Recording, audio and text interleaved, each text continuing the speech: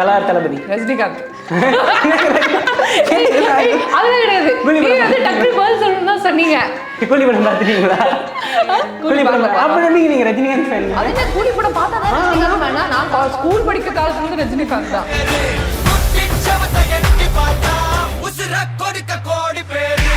Husky voice or loud voice? Husky voice. Husky. Tamil or English? Tamil. Dubbing morning நல்லா இருக்குமா night நல்லா இருக்குமா? Morning. Studio recording home recording? Studio. உங்களுக்கு பல கோடி ரூபாய் சம்பளம் தர சொல்லுவாங்க, உண்மையா பொய்யா? எப்போ? அப்பட்டமான போய் டப்பிங் ஆர்டிஸ்டுக்கு பல கோடி ரூபாய் சம்பளம் கேள்விப்பட்டிருக்குங்க. அதெல்லாம் உங்களுக்கு சுத்த போய். என்னை பற்றி நீங்கள் வந்து உங்களுக்கு ரொம்ப பிடிச்ச ஒரு வாய்ஸில் வந்து எனக்காக நீங்கள் ஒரு டப் பண்ணி இப்போ காமிக்கணும். என்ன சொல்றது? உங்களை பற்றியா? என்னை பற்றி எனக்கு ரொம்ப பெருமையாக இருக்கும். நீங்கள் சீதாராமில் பண்ணியிருந்தீங்களே, அந்த வாய்ஸில் நீங்கள் பேசுனீங்க ரொம்ப. இப்போ வந்து நம்ம சீதா மகாலட்சுமி வந்து ஜேசன் பற்றி பேசினா எப்படி இருக்கும்? ஆமாம். ஹாய் ஜேசன், எப்படி இருக்கீங்க? நல்லா இருக்கேங்க. உங்களை பார்த்ததுல ரொம்பவே சந்தோஷம். இன்னைக்கு வந்து உங்களை பார்ப்பேன் அப்படின்னு சொல்லி நான் எக்ஸ்பெக்டே பண்ணல. அது முக்கியமாக இந்த பையனை பார்ப்பேன்னு சொல்லி எக்ஸ்பெக்ட் பண்ணவே இல்லை. வேற டாக்ஸ் நேருக்கு வணக்கம். மோசமானவங்களே முக்கியமானவங்க மாதிரி இன்னைக்கு டப்பிங்கில் ரொம்ப முக்கியமான ஒருத்தங்க நம்ம கூட வந்திருக்காங்க. Hi ma'am. ஹாய், எப்படி இருக்கீங்க? நல்லா இருக்கேன். அது என்னங்க மோசமானவங்கள முக்கியமாக? டப்பிங்கில் நீங்கள் தானே ரொம்ப முக்கியமானவங்க, அதனால் அப்படி சொன்னேன். ஒரு சாயில் பார்க்கறதுக்கு பூஜா உமாசங்கர் மாதிரி இருக்கீங்களே. அப்படியா? ஓஹோ மேம், நீங்கள் வந்து டப்பிங் துறையில் இருக்கீங்க. ஆனால் நீங்கள் வந்து டப்பிங் துறையில் மட்டும் இல்லை, உங்களுக்கு வந்து நிறைய திறமைகள் இருக்குது. என்னென்ன திறமைகள் உங்களுக்கு டப்பிங் தவிர்த்து உங்களுக்கு ஆசை இருக்குது? எனக்கு எப்பவுமே அட்மினிஸ்ட்ரேஷன் லெவல் அண்ட் மேனேஜ்மெண்ட்ல ரொம்பவே இன்ட்ரெஸ்ட் ஜாஸ்தி. அதில் வந்துட்டு யூனோ ஒர்க் பண்ணணுன்ட்டு ஆசை இருக்குது. டப்பிங்கில் உங்களுக்கு எப்படி ஆர்வம் வந்துச்சு? என்னோட ஃப்ரெண்டு வந்து சவிதா. ஸோ அவங்க மூலியமாக தான் அவங்க மேலே ஒரு இன்ஸ்பிரேஷன் வந்து அவங்க எப்படி பண்ணுறாங்க அப்படின்னு அதை தெரிஞ்சுக்க போகி அப்படிதான் ஆர்வம் வந்து வந்துச்சு. நீங்கள் டப்பிங் துறையில் உள்ளே போயிட்டீங்க. உங்களுக்கு டப்பிங் இதை அறிமுகப்படுத்துறது யார்? சவிதா தான். சவிதா தான். ஏன்னா எனக்கு இந்த இண்டஸ்ட்ரியில் யாரும் தெரியாது ரொம்ப பெருசா டப்பிங் பொறுத்த வரைக்கும். ஸோ ஜஸ்ட் அப்படியே ஃபன்னாக ட்ரை பண்ணலாமே அப்படின்னு சொல்லி ட்ரை பண்ணது தான். அதுக்கப்புறம் சரி ஓகே நம்ம வந்துட்டு சீரியஸாக பண்ணுவோம் அப்படின்னு சொல்லி ஓகே ஆனப்புறமா started to work on it. Like actually dubbing பேசுறதுக்கு எனக்கு ஃபர்ஸ்ட் ஆப்பர்ச்சுனிட்டி கிடைக்கிறதுக்கு முன்னாடியே நான் வந்து கிட்டத்தட்ட ஒரு 1 இயரா நான் அதுக்கு ப்ராக்டிஸ் எடுக்கிறது, வீட்டில் ப்ராக்டிஸ் பண்ணி பார்க்கறது, அப்சர்வ் பண்ணுறதெல்லாம் வந்துட்டு நான் ஸ்டார்ட் பண்ணிட்டேன். ஸோ எனக்கு வந்து ஃபர்ஸ்ட் ஆப்பர்ச்சுனிட்டி கிடைக்கும்போது எனக்கு ரொம்பவே ஈஸியாக இருந்துச்சு அவங்க என்ன சொல்கிறாங்க அப்படின்றத வந்து எக்ஸிக்யூட் பண்ணுறப்போ. ஓகே, நீங்கள் ஆக்சுவலாக நீங்கள் வந்து இதுக்காக பார்ன் டேலண்ட் இல்லை, உங்களுக்கு டப்பிங் மேலே பெருசாக ஆர்வம் இல்லை. ஆனால் இதுக்காக தான் நீங்கள் போய் நிறைய இதெல்லாம் பண்ணியிருக்கீங்க இல்லையா? இன்ட்ரெஸ்ட் இல்லைன்னு சொல்றதுக்கு இல்லை. ஏன்னா எங்க ஸ்கூல்லலாம் எப்படின்னு பாத்தீங்கன்னா அது actually to be very frank அங்கிருந்தே தான் ஸ்டார்ட் ஆயிருக்கு ஜர்னி. ஏன்னா எங்க ஸ்கூல்ல டிராமாலாம் வந்துட்டு எப்பவுமே ஸ்டேஜ் மேல பெர்ஃபார்ம் பண்ணுவாங்க இல்லையா? ஸோ அப்போ வந்துட்டு மைக்ஸ் எல்லாம் வச்சுட்டா பசங்களோட இந்த காஸ்டியூம் செட் எல்லாம் மறைக்கும், டிஸ்டர்ப் ஆகுங்கிறதுக்காக நாங்க என்ன பண்ணுவோம், டோட்டல் டிராமாக்குள்ள வர சாங் சீக்வென்ஸ் எல்லாத்தையுமே நாங்க என்ன பண்ணுவோம், ரெக்கார்டிங் ஸ்டுடியோ போய் டப் பண்ணிடுவோம். அதுல மேக்ஸிமம் என் வாய்ஸ் தான் இருக்கும். ஸோ வந்துட்டு அப்புறம் இன்னொன்று 2-3 ஃப்ரெண்ட்ஸ் இருக்காங்க. ஸோ நாங்க தான் மாத்தி எல்லா கேரக்டர்ஸ்க்குமே பேசுவோம். ஸோ அங்கிருந்து தான் ஸ்டார்ட் ஆயிருக்கு. எந்த ஏஜ்ல ஸ்டார்ட் பண்ணீங்க? நீங்க ஒரு 8th 9th அப்படி அங்கிருந்தே ஸ்டார்ட் பண்ணிட்டீங்களா? Okay, super. மேம், நீங்க எத்தனை வருஷமா இருக்கீங்க இந்த இண்டஸ்ட்ரியில? நீங்க நிறைய ஸ்டைல்ல பண்ணிருப்பீங்க. ஆனா எனக்கு இந்த ஸ்டைல்ல பண்ணணும்பா, நீங்க நிறைய டப்பிங் ஸ்டைல் பார்த்துருப்பீங்க, பண்ணிருப்பீங்க. ஆனா எனக்கு இந்த ஸ்டைல் பண்ணணும்னு ஆசை அப்படின்னு ஏதாவது ஸ்டைல் இருக்கா டப்பிங்ல? எனக்கு தமிழ்னா ரொம்ப இஷ்டம். எனக்கு தமிழ் பேச சொன்னா ரொம்ப பிடிக்கும். ஸோ செந்தமிழ்ல லிட்ரேச்சர் கேரக்டர் இருக்கும்ல, ஹிஸ்டாரிக்கல் கேரக்டர்ஸ் அந்த மாதிரி எல்லாம் பண்ணணும்ட்டு ஆசை இருக்கு. ஓகே, உங்களுக்கு பிடிச்ச ஹிஸ்டாரிக்கல் கேரக்டர் சொன்னீங்கல்ல, ஹிஸ்டாரிக்கல் கேரக்டர்ல எந்த கேரக்டர் பண்ணா உங்களுக்கு பிடிக்கும்? ஹிஸ்டாரிக்கல் கேரக்டர்ல வந்து அந்த இப்போ மனோகரால வந்து ஒரு கேரக்டர் வரும், அம்மா சிவாஜி சாரோட அம்மா ஒருத்தவங்க வருவாங்க, அந்த மாதிரி powerful characters. You know like historical கேரக்டர்னாவே பவர்ஃபுல் கேரக்டர்ஸ் தானே. அதனால அது எது பேசினா என்ன, எனக்கு தேவை நான் பேசணும் தமிழ். சரி மேம், ஓகே. நிறைய வாய்ஸ் பேசியிருப்பீங்க, நிறைய மாடுலேஷன் பேசியிருப்பீங்க. ஆனால் இந்த வாய்ஸ் வந்து என் ஃபேன்ஸுக்கு தெரியாதுப்பா அப்படிங்கிற குரல் ஏதாவது இருக்கா உங்ககிட்ட? அப்படி எதுவும் இல்லைங்க. ஏன்னா ஒரு படத்துக்கும் ஒரு கேரக்டர் வேரி ஆகும் இல்லையா? ஸோ அதுக்கு அவங்களுக்கு ஏற்ற மாதிரி பேசுறதுக்கு தான் நாங்கள் இருக்கோம். மென் வாய்ஸ் என்னால் பேச முடியாது அஃப்கோர்ஸ். அப்படின்னு இல்லை, நீங்கள் ஒரு மாடுலேஷன்லேயே பேசுவீங்க. ஒரு கேரக்டருக்கு ஒரு மாடுலேஷன் இருக்கும். ஆனால் எனக்கு இந்த மாடுலேஷன் வந்து எனக்கு தெரியும், ஆனால் நான் இது வரைக்கும் பேசுறது இல்லை அப்படிங்கிற ஒரு மாடுலேஷன். மேக்ஸிமம் எல்லாம் பேசியாச்சுங்க. ஆமா ஆமா. ஓகே, நான் உங்கள்கிட்ட இருந்து ஒரு கேள்வி கேட்குறேன். திடீர்னு உங்கள் வாய்ஸ் மென் வாய்ஸ் ஆயிடுச்சு, என்ன பண்ணுவீங்க? என்ன வாய்ஸ் ஆச்சு? மென் வாய்ஸ் ஆயிடுச்சுன்னா என்ன பண்ணுவீங்க? அப்போ டப்பிங் தான் பண்ணுவேன். என்னங்க இப்போ ஹீரோயின்ஸ்க்கு பேசுறேன், அப்போ ஹீரோக்கு பேசுவேன், அப்போ ஹீரோக்கு பேசுவேன். ஓகே, ஃபர்ஸ்ட் எந்திரிச்சு வாய்ஸ் மாறிடுச்சு, என்ன பண்ணுவீங்க? உங்க ரியாக்ஷன் எப்படி இருக்கும்? ஷாக் ஆவேன். ஷாக் தானே வரும். ஐயோ அப்படின்னு போச்சா அப்படின்னு. சரி ரெக்கவர் பண்ண ட்ரை பண்ணுவேன், முடியல அப்படின்றப்ப என்ன பண்ண முடியும்? அதுலயே அதோடய வாழ வேண்டியதுதான். மேம், இப்போ நீங்கள் நிறைய கேரக்டர் பண்ணியிருப்பீங்க, நிறைய டப்பிங் பண்ணியிருப்பாங்க. ஆனால் உங்கள் கேரக்டர் வந்து ஆப்போசிட் கேரக்டருக்கு ஏதாச்சும் டப் பண்ணியிருக்கீங்களா? ஆமாம், நெகட்டிவ் ஷேட்ஸ் பேசியிருக்கேன். கண்ணை நம்பாதே படத்தில் இவங்க பூமிகா வருவாங்க, 2 கேரக்டருக்கும் நான் தான் பேசியிருக்கேன். டபுள் கேரக்டருக்கு நீங்களே பேசுவீங்க? ஆமாம் ஆமாம். ஐ மீன் லைக் அது ட்வின் சிஸ்டர்ஸாக வருவாங்க. ஸோ வந்துட்டு அக்காக்கும் நான் தான் பேசியிருப்பேன், தங்கச்சிக்கும் நான் தான் பேசியிருப்பேன். ஓகே. ஸோ நெகட்டிவ் ஷேட்ஸ் வந்து 2 ஆக்சுவலி டிஃப்ரென்ஷியேட் பண்ணணும். ஒரே ஃப்ரேமில் 2 பேரும் வந்துட்டாங்க அப்படின்னா 2 பேருக்கும் இதே வாய்ஸ்ல பேச முடியாது, 2 பேருக்கும் சேஞ்சும் காமிக்கணும். நான் அது வந்து உண்மையாக சொல்லலாம். ஓகே, வேற மாதிரி ஷேட் இருக்கும். மேம், எனக்காக நீங்கள் ஒன்று பண்ணணும். என்னை பற்றி நீங்கள் வந்து உங்களுக்கு ரொம்ப பிடிச்ச ஒரு வாய்ஸில் வந்து எனக்காக நீங்கள் ஒரு டப் பண்ணி இப்போ காமிக்கணும். உங்களை பத்தியா? என்னை பத்தி கேளுங்க, எனக்கு ரொம்ப பெருமையா இருக்கும். நீங்க சீதாராமல பண்ணியிருந்தீங்களே, எனக்கு அந்த வயசுல நீங்க பேசுனீங்க, ரொம்ப வெக்கப்பட்டுட்டே வர சொல்லுங்க. ஜேசன், என் பையன் பேரு ஜேசன். இப்போ வந்து நம்ம சீதா மகாலட்சுமி வந்து ஜேசன் பத்தி பேசினா எப்படி இருக்கும் அப்படின்னு. ஹாய் ஜேசன், எப்படி இருக்கீங்க? நல்லா இருக்கேன். நல்லா இருக்கீங்களா? உங்களை பார்த்ததுல ரொம்பவே சந்தோஷம். இன்னைக்கு வந்து உங்களை பார்ப்பேன் அப்படின்னு சொல்லி நான் எக்ஸ்பெக்டே பண்ணல. அது முக்கியமாக இந்த பையனை பார்ப்பேன்னு சொல்லி எக்ஸ்பெக்ட் பண்ணவே இல்லை. எப்படி மேடம் அப்படி ஒரு டோன் சடனா எப்படி மேடம் சேஞ்ச் பண்றீங்க? அதுதானே எங்களோட ப்ரொஃபஷனே, அதுதானே. டோட்டலா வாய்ஸே மாறிடுச்சு. யா ரொம்ப இப்போ சீதா மகாலட்சுமிக்கு நான் பேசுறேன்றதுக்காக எப்போ பார்த்தாலும் இப்போ கடைக்கு போனா அண்ணா ஒரு பொருள் கொடுங்கண்ணா அப்படின்னு கேட்டா அவர் வியோட பார்க்க மாட்டாரா? நம்ம ப்ரொஃபஷன் எங்க வந்துட்டு நம்ம எஸ்டாப்ளிஷ் பண்ணுவோம் அங்க பண்ணா போதும். நீங்க பண்ணதுலேயே உங்களுக்கு ரொம்ப பிடிச்ச டப்பிங், நான் இந்த ரொம்ப விரும்பி பண்ணேன், நான் வந்து இதுக்கு நான் சம்பளம் கூட வாங்கியிருக்க மாட்டேன், எனக்கு ரொம்ப பிடிச்ச டப்பிங் ஏதாவது இருக்கா அவங்க? இது queen. Okay, queen web series வந்து பார்த்தீங்கன்னா கிட்டத்தட்ட 1 மாதம் போச்சு. ரொம்பவே ஹார்ட் ஒர்க் பண்ணோம். ஸோ ரொம்பவே பிடிச்ச கேரக்டர் கூட வந்து ஜெயலலிதா அம்மா வந்து ரொம்ப பிடிக்கும்.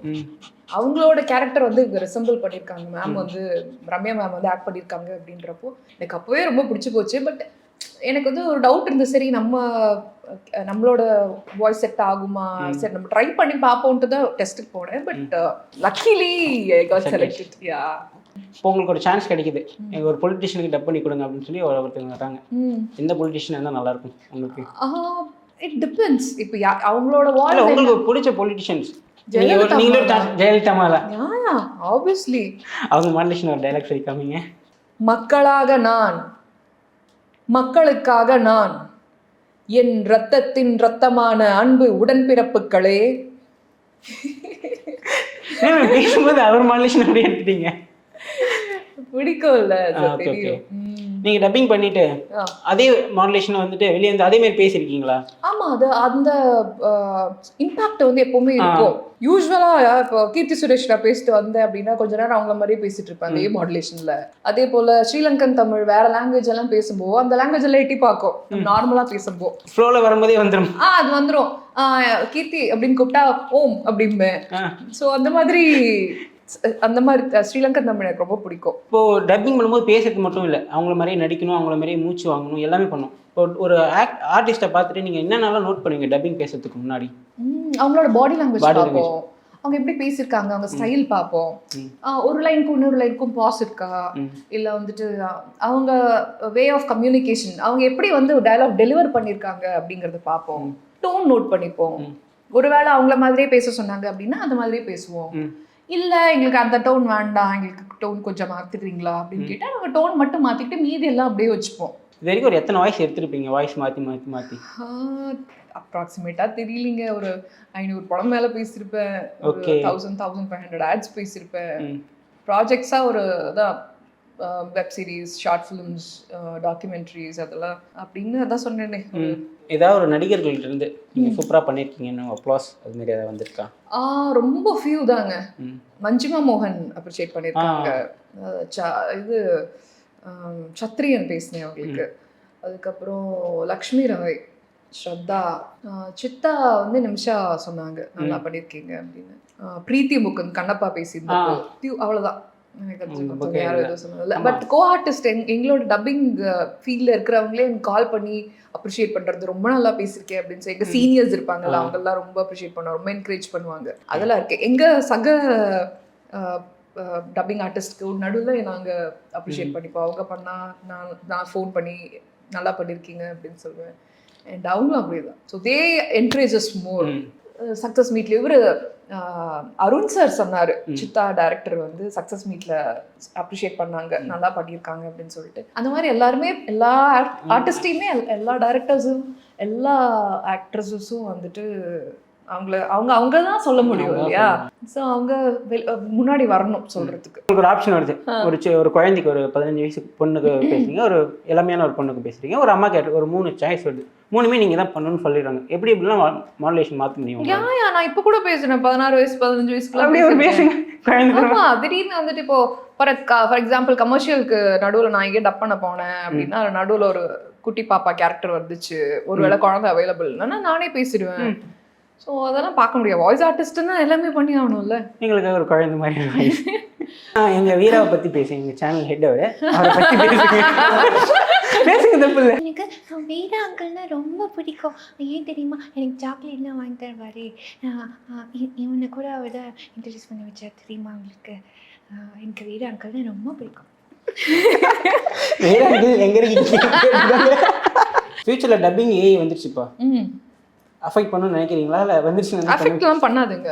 ஆஹா, டெஃபினட்டாக பண்ண முடியாது. ஏன்னா என்னதான் நீங்க வந்துட்டு எவ்வளோ அட்வான்ஸ்மெண்ட்ஸ் வந்தாச்சு அப்படி. கம்ப்யூட்டரே ஃபர்ஸ்ட் வரும்போது நம்ம எல்லாம் என்ன நினைச்சோம், ஐயோ மனுஷங்களுக்கு வேலையே இல்லை, இனிமே எல்லாமே கம்ப்யூட்டர் பார்த்துக்க போகுது அப்படின்னு சொல்லி நினைச்சோம். அப்படி கிடையாது இல்லை, அதை ஆப்ரேட் பண்றதுக்கு மனுஷன் வேணும் இல்லை.